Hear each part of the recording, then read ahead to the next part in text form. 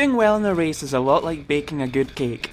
If the right ingredients and knowledge aren't there, you will have a bad race no matter what RNG throws at you. Fear not, with just a little bit of know-how you will be baking up great races in no time. First in your shopping list are your basics. It seems really obvious, but be sure to know what time the race ends and have an easily visible clock. Knowing how much time you have left informs crucial decisions. Do you have enough time to get to Sarn, or should you just farm the Chamber of Sins? Misjudging these decisions can mean the difference between hitting the next points bracket or experience stagnation. Be sure to know ahead of time what kind of race is taking place.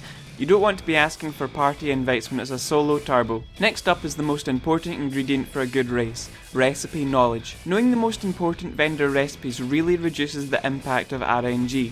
It's a rare race in which a drop outperforms my crafted weapon. I can't list all the recipes, but the holy trinity of crafting is comprised of resist rings, the physical damage mod, and the plus to gem level mod.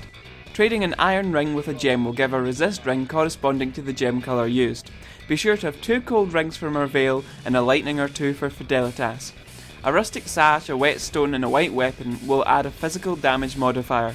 An alteration, magic wand and a resist ring will give the +1 gem level mod, relevant again to the resist ring used. Knowing and using recipes like these is the difference between struggling and easy progression. Be sure to know what gems you're going to take from the quest rewards. You don't want to waste precious mid-race time evaluating the pros and cons of each individual gem. This also ties into class selection. Don't decide what class to go 30 seconds before the race. Plan ahead and know your skill tree route. Contrary to the Path of Exile long game, damage is of prime importance. One-shotting white mobs is the ultimate goal, and anything that can help you achieve this will drastically improve your position. Icing is the best part of a cake. Icing your body is just as important. For these short races I feel Evasion is much more effective.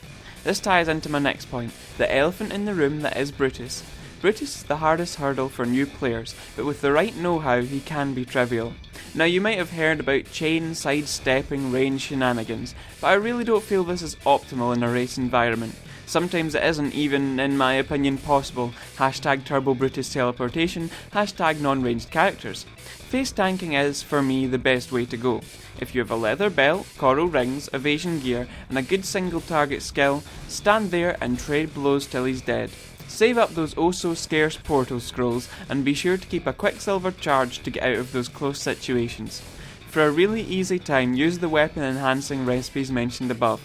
Once you've danced on Brutus's corpse a few times, you won't remember what all the fuss was about. And you'll be one of the few not asking for Brutus advice in general chat 3 seconds before the race starts. It's important to note that I'm far from the best racer in the world. I'm merely an enthusiastic cake making and racing hobbyist. In the gameplay you're watching now, I was 3rd place Templar in 135 minutes solo. If you follow a few of these tips, you're sure to climb the ranks too. I hope you've learned from and enjoyed this video. Be sure to let me know if your race performance improves, and if you've got any questions, just whack them in the comments. Go forth, race well, and bake good.